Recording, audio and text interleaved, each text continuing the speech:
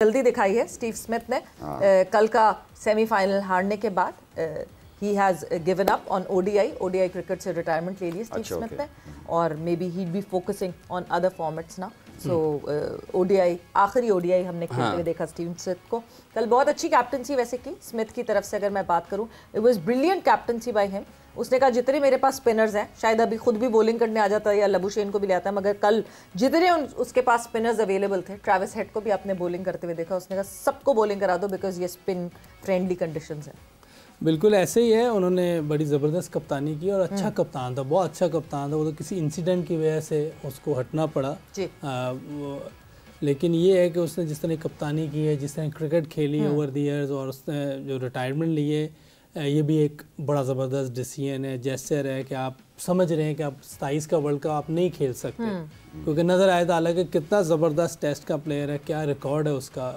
Bradman के बाद उसका बेस्ट रिकॉर्ड है एवरेज में, सेंचुरीज भी मेरा ख्याल जिस रेशो से वो कर रहा है बड़ी ज़बरदस्त उसकी एवरेज है। तो उसके बावजूद उसने यंग प्लेयर्स को मौका दिया। देखिए जितनी भी मैंने दुनिया में बाकी कंट्रीज़ के लोग देखे हैं ना, वो वाइट बॉल से रिटायरमेंट देते हैं ताकि यंगस्टर को मौका मिले।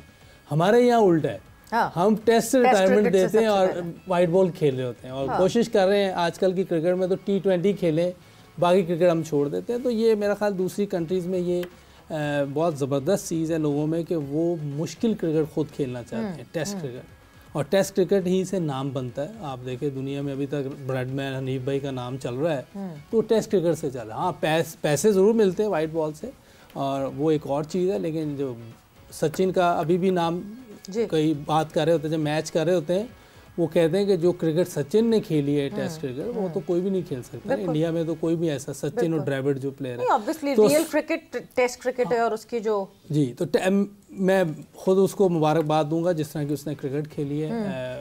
स्मिथ ने बड़ी ज़बरदस्त क्रिकेट खेली है, और हालांकि मुझे उसको देखने में ज़रा मज़ा नहीं आता, उसकी बैटिंग हो रही हो मैं नहीं देखता क्योंकि बिल्कुल अजीब सा खेल रहा था, लेकिन उसकी कुछ ऐसी चीज़ें हैं जो उसने टेक्निक के ज़रिए स्किल को बेहतर किया हुआ है। तो सिर्फ ट्रांजिशन देखें ना आप, एक बॉलर आता है और बॉलर आने के बाद जो है वो एक ओपनर बन जाता है। उसने बैटिंग में किस तरह अपने आप को ट्रांजिट किया और डिसाइड किया कि नहीं जी बॉलिंग से ज़्यादा I am better off a batter. अच्छा किया उसने, बॉलिंग पे कोशिश नहीं की, बहुत ही हल्का बॉलर था बहुत मार खाई उसने, रिकॉर्ड बनवा दिया उसने, जल्दी रियलाइज कर लिया। हाँ, गुड एडवाइज़र, एक अच्छा रियलाइज जल्दी कोई करवाने वाला भी आपके इर्द गिर्द होना ज़रूरी होता है।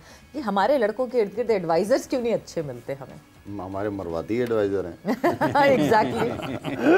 अरे अच्छा मशवरा बहुत ज़रूरी है। ऑफ द फील्ड जो हम बात करते हैं कि डिसिप्लिन बहुत इंपॉर्टेंट चीज़ है। आप किन लोगों में उठ बैठ रहे हैं, किन से मशवरा ले रहे हैं, क्या उनका क्रिकेट से ताल्लुक है या नहीं है, ये एडवाइज़र इंपॉर्टेंट रोल अदा करते हैं। तो आपकी सराउंडिंग अच्छी होनी चाहिए, आपकी सराउंडिंग आपका आईना होनी चाहिए।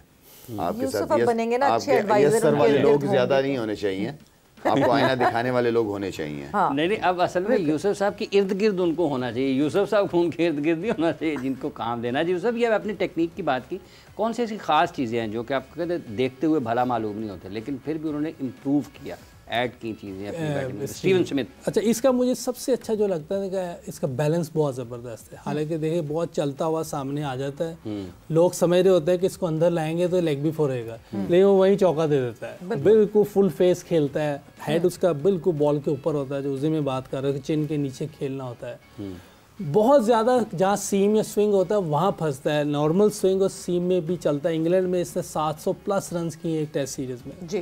तो ये एक बेहतरीन टेक्निक और स्किल की जिसको कहते हैं इकासी है कि जो आप इतने रन एक सीरीज़ में कर दें, तो मेरा ख्याल दुनिया में अगर आउटसाइड एशिया के उसने सबसे ज़्यादा रन किए हुए इंग्लैंड में। इंग्लैंड की कंडीशन स्टिल अभी तक मुश्किल है, जब वेदर चेंज हो जाए, क्लाउड आ जाए। बाकी दुनिया में तो बहुत फ्लैट काम हो गया, लेकिन इंग्लैंड में अभी भी आपको चैलेंज होता है जब बॉलिंग अच्छी हो रही हो, क्लाउड आ जाए, तो उसकी स्किल, टैलेंट, बैलेंस, हेड और वेट ट्रांसफ़र, बहुत चीज़ें बहुत बेहतर हैं। सिर्फ वो लगता नहीं अच्छा खेलता, जैसे हमारे जावेद भाई थे, वो खेलते हुए इतने अच्छे नहीं लगते थे, लेकिन वो पूरी चीज़ें थी उनमें, स्किलफुल प्लेयर थे, टेक्निकल साउंड थे और टैलेंट बेतहा टैलेंट था।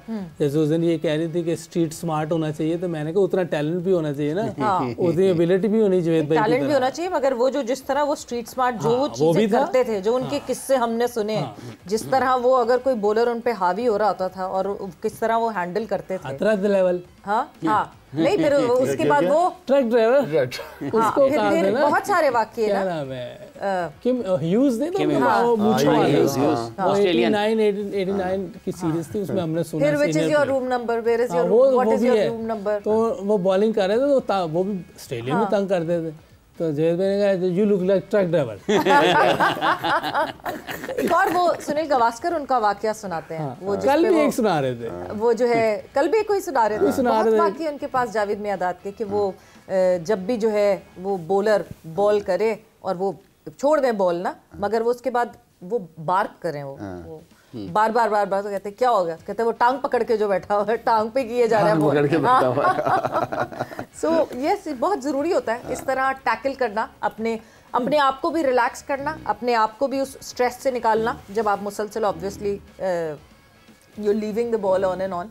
But Lala, Pakistan cricket, yes मैंने कहा मैं अभी अगर शुरू में डिटेल में बात कर लेंगे पाकिस्तान क्रिकेट के, तो हम बिल्कुल भी सेमीफाइनल की बात नहीं कर सकेंगे। सो न्यूजीलैंड एंड साउथ अफ्रीका, जिस तरह परफॉर्मेंस रही दोनों टीम्स की, न्यूजीलैंड भी बड़ा आउट क्लास खेली, एक सिर्फ इंडिया से मैच हारी, साउथ अफ्रीका भी बहुत अच्छा मुकाबला करती हुई आई। कौन सी टीम आपको लगती है कि आज आगे फाइनलिस्ट बनेगी और इंडिया के साथ फाइनल? सवेरा मुकाबला तो दोनों टीमों का बहुत अच्छा है, अच्छी पिच पे होगा, दुबई की कंडीशन नहीं है, लाहौर की कंडीशन है, लेट्स सी पिच बनता कैसे है, वो बहुत इंपॉर्टेंट है, लेकिन वो वाला पिच नहीं होगा जो दुबई वाला, वो नजर नहीं आ रहा। दोनों के पास इक्वल स्पिनर्स हैं, ठीक है ना, रन फेस्ट हुआ है अभी तो, लाहौर में तो रन्स ही रन्स बने, तो रन्स, अब ये बैट्समैनों की क्रिकेट है, लेट्स सी किसकी बॉलिंग अच्छी मौके पे अच्छी बॉलिंग करती है, वो बहुत इंपॉर्टेंट चीज़ है।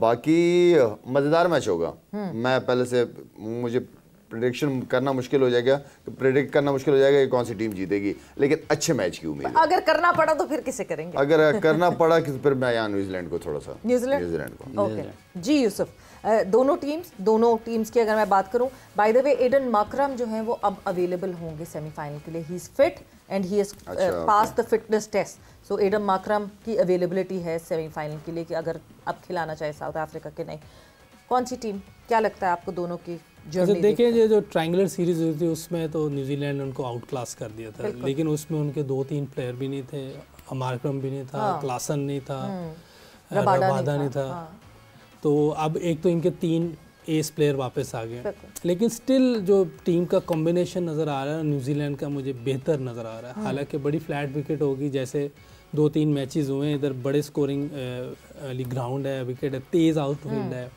और विकेट बड़ा मज़े का है, तो 300+ रन वाली विकेट तो है ये। बिल्कुल। अब इसमें प्रेशर गेम है, सेमीफाइनल है, इनमें कौन से प्लेयर किस तरह वो करते हैं, रिएक्ट करते हैं, किस तरह की परफॉर्मेंस देना चाहिए, कौन अपने नर्व को होल्ड करता है। देखिए जो इंडिया के खिलाफ न्यूजीलैंड हारी है, इंडिया के